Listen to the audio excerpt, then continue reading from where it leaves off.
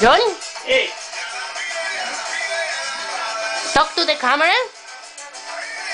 you need to dance as well, okay?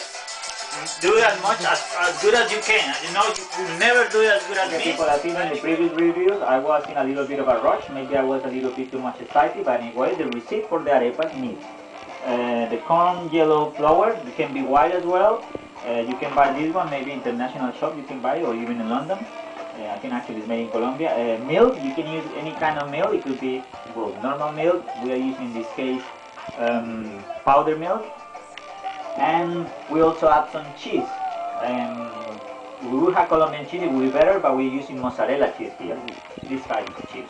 So you usually start with that you warm up the milk, then you add it to some quantity of the flour. It is usually like, if you measure with a cup, it would be like twice the amount of milk per each quantity of flour. Then you warm up the milk, add it to the flour, leave it for a while. And then after a while you're gonna start mixing it. Then you're gonna start, I think there's one word in English called kneading, until it's soft and it has some firm. And so it is basically doing something like this, repeatedly until they get some good consistency, a little bit of thickness. And then you will add the cheese and keep mixing, okay? And then the next part I'll explain later. And butter. Okay, so I have also add some butter as well, spread butter. Thank you to my assistant here. Ready? Yes. Okay, people, now we have the, the flavor mass, whatever you want to call it, ready. It's soft. It has, you can give it some shape. So what you do is that you take just a little bit like this, maybe something that can use like a fist.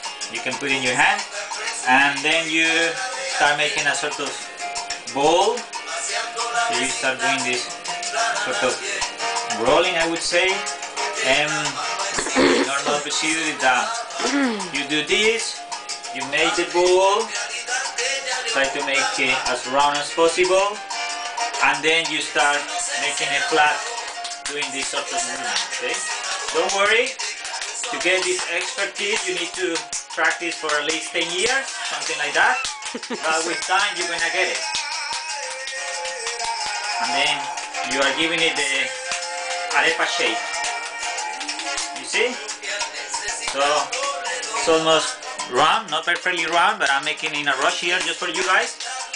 And you try to make it, I would say, as flat as possible, because when it's finished you're gonna put it in the pan. Well, here is not ready, but you're gonna heat the pan up, put a little bit of butter maybe, and then you're gonna put the arepa there. If you make it thin, well, it's gonna be crusty in the outside, and it's gonna be cooking up in the inside. So this is the arepa almost ready to go into the pan, okay? Okay, people, this is now the arepas in the baking process.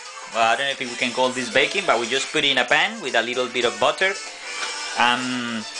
Then, well, you start making the sort of baking. You make sure that the butter is totally spread on the pan before putting in it. Then we're gonna do it initially just for a few minutes like that. Then you're gonna turn it over so that it start making evenly baked. You also need to make sure you have an assistant like that for doing the kitchen, washing dishes and all the other stuff. But well, not just for that.